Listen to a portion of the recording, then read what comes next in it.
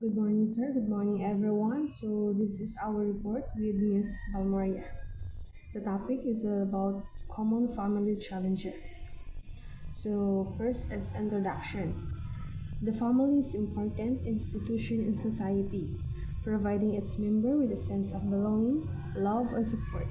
However, like any other social unit, families also face various challenges that can affect their stability and overall well-being. These challenges can range from communication breakdown and financial stress to parenting difficulties and health issues. As we navigate the complexities of life, it is essential to acknowledge and understand these common family challenges, not only to support families in need, but also to foster more compassionate and resilient community. So we have first family problem. First is financial problems. Struggles with budgeting, paying bills, or providing for daily needs. So sabol-tabol ra kayo siya guys about financial. So sa kuman nga panahon, kwarta joy need nato sa mga tao. Kwarta joy need labi na sa mga mayroon nun, sa tubig, sa labi na sa mga nag-boarding house, yan, etc. So nga na ang first mawag na pinaka jud kwarta jud pinaka problem gid sa tanan, labi na ko man mga mahalo na ang mga palitunon. So yun jud nan kwarta. Then second is communication issues, misunderstanding, lack of open talk, or conflict that lead to argument. So di ba for our generations kumano, so isa sab na siya sa common na problem kay labi na sa atong family. So puro na puro na naka-focus, kumbaga naka-focus na kita tanan sa gadgets. Dili man tuod tanan pero kasagaran. Then third is separation or divorce. Emotional and financial stress when parents apart. Yes, that's the big good kanang sakit yun kaayo, no, labi na kanang parents magkabulag. So I feel feel yun na ako ang mga, especially sa mga broken family, apektuhan ang mga anak maoy alaot. Then four is household responsibilities, an equal sharing of course that may cause tension.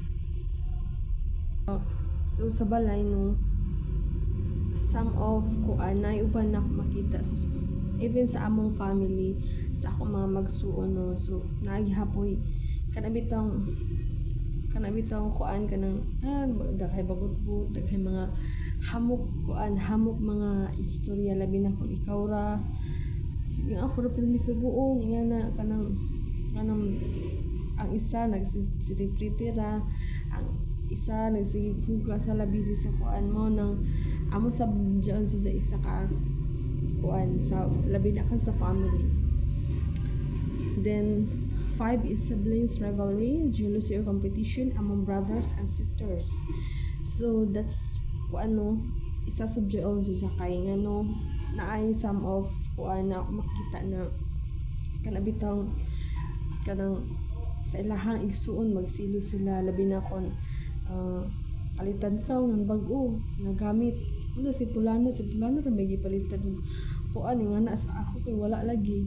Ang nabit tapos daghan na yung tay mga mag di ubano mag-negative na yun mga huna kay ay lagi ilang igsuon ra maoy gipalitan og bag-o na igsuon ra may murag pinayangga sa ginikanan. So number 6 is lack of boundaries can lead to misunderstandings and resentment. So nasa ako iban makita na kanabitang like for example tungod sa imong kabuotan, nasubraan kasi imong kabuotan niya ila nang giabusaran kanang maayo ka sa ilaha niya pag-abot niya grabe ka okay kaayo ka sa ilaha niya mo sa point nga murag feel na nimo nga di naman ni maayo, murag out of line naman siya. Yun na bitaw. Number 7 is trauma. Past experiences such as childhood neglect, abuse, or loss can affect how family members interact. Yes. So, isa sa no kay nasa sa atong panahon ko man hamok na yung mga dili maayo nga nahitabo, labi na kung kanang mga kanang pangbalita nga gi-rape or sa kang diha. So isa sa nga kaning family problem.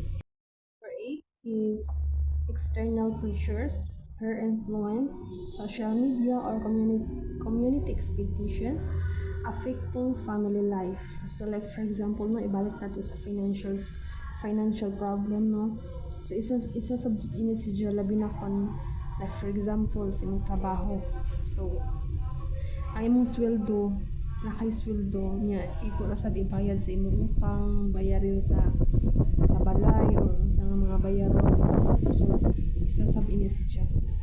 Number 9 is generational gap, differences in values, traditions, or technology used between older and younger family members.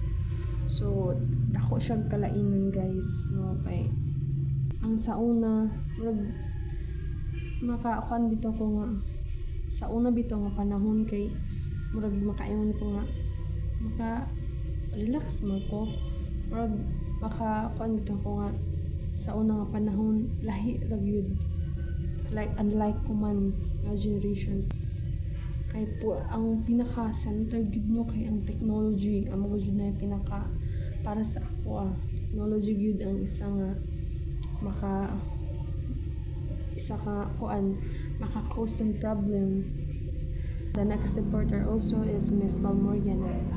Thank you.